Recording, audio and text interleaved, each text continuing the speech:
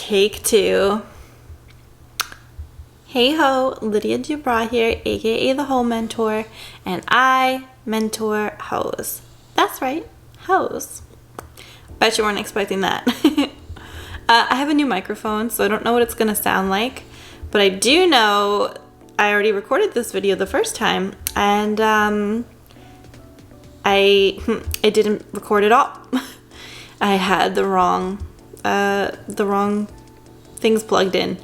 So I'm recording this video a second time. Yay! Well, hopefully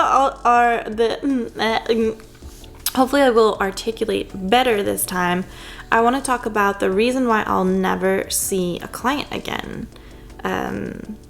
I actually mentioned it in my therapy session that I recorded recently, but I cut it out. I didn't want to talk about it. So I have this condition that I don't know how to pronounce, dyspareunia something. I'll put it here on the screen. It's a condition where you have pain, like actual real physical pain during intercourse, and it feels like you're getting stabbed with a knife. I always thought there was something wrong with me, and I didn't know what. I don't know. I just, it's so much confusion. I feel like there was never any answers or proper resources. So I want to bring awareness to this topic, and it's from trauma. Surprise!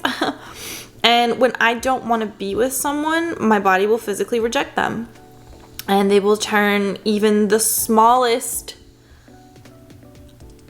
peens into a razor blade. So it's like saying, you know, like a knife hurts, right? Like if you were to get stabbed, it's like it doesn't matter how short or skinny the knife is, it's still a freaking knife, whether it's a switchblade or a machete.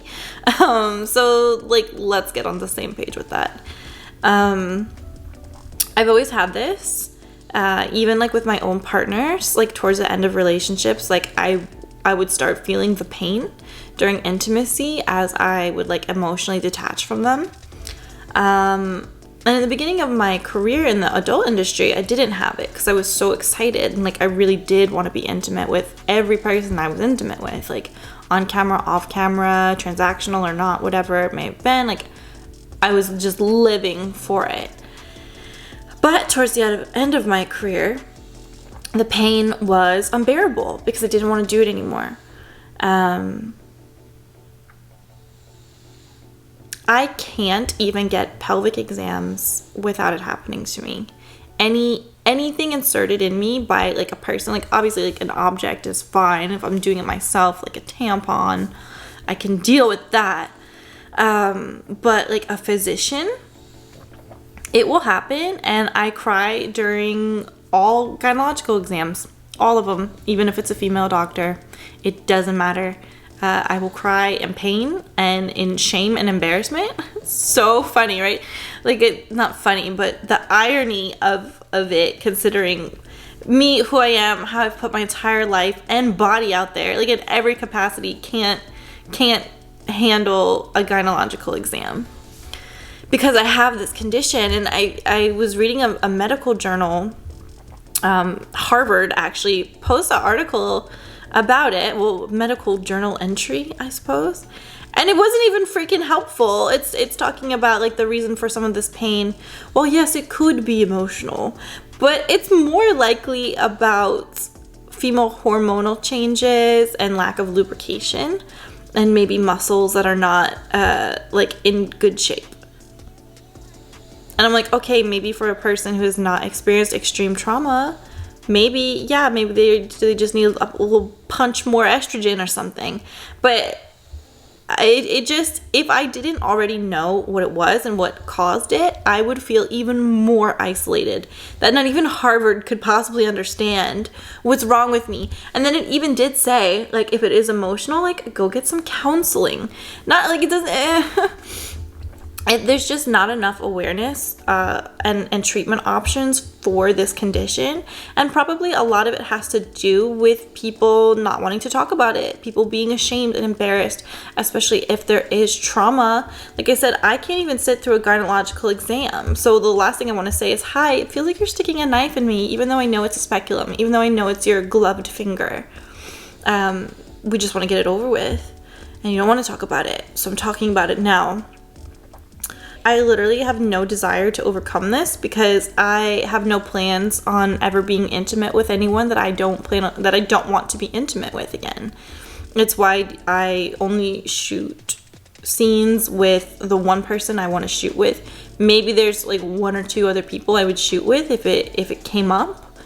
And in my personal life, anyone I sleep with, it's 100% consensual, and it's someone that I really do want to be intimate with. So I don't feel the need to like conquer this for that reason. But if I was in a different situation, like if I still needed to sleep with people I didn't want to sleep with for whatever reason, I would, instead of going to like a regular therapist, I would go to a sex therapist, or I would go to an LBGTQA plus center. I got all those ones right, didn't I? Yeah, I've been brushing up on the things I'm supposed to know about the world. Anywho, I would go to one of those centers because they're used to dealing with a lot of people in our business, and way more accepting than like a regular doctor or a regular psychologist would be. And often their resources are free. So definitely check that out. But this video, I just want to make sure that you know that this condition is real and it's not a figment of your imagination per se, and it's probably due to some sort of trauma that you've experienced in the past.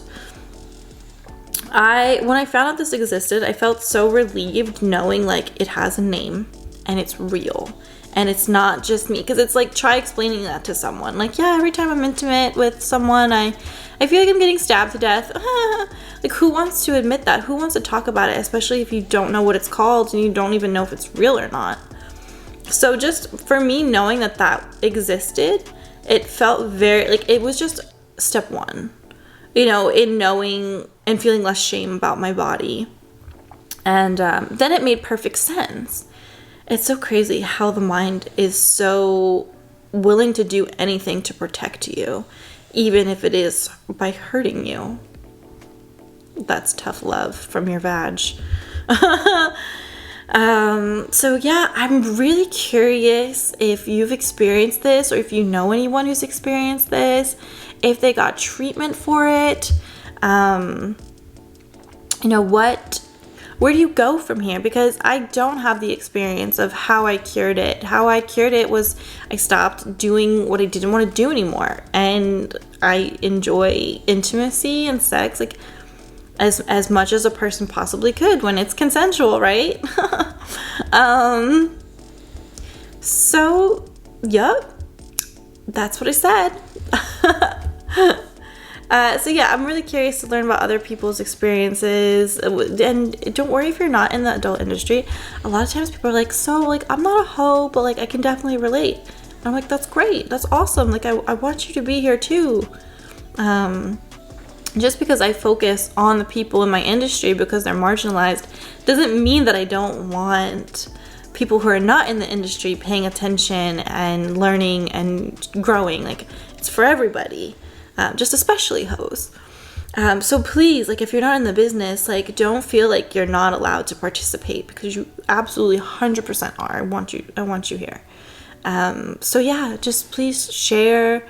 Let me know if you know anything about it. If you have any doctors that like specialize in this, please just like leave a comment down below. We'll just leave it as a resource for people.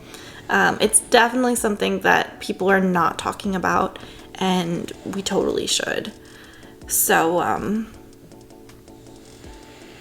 yep. Also, it was been requested more dogs. So, there you go. There they are.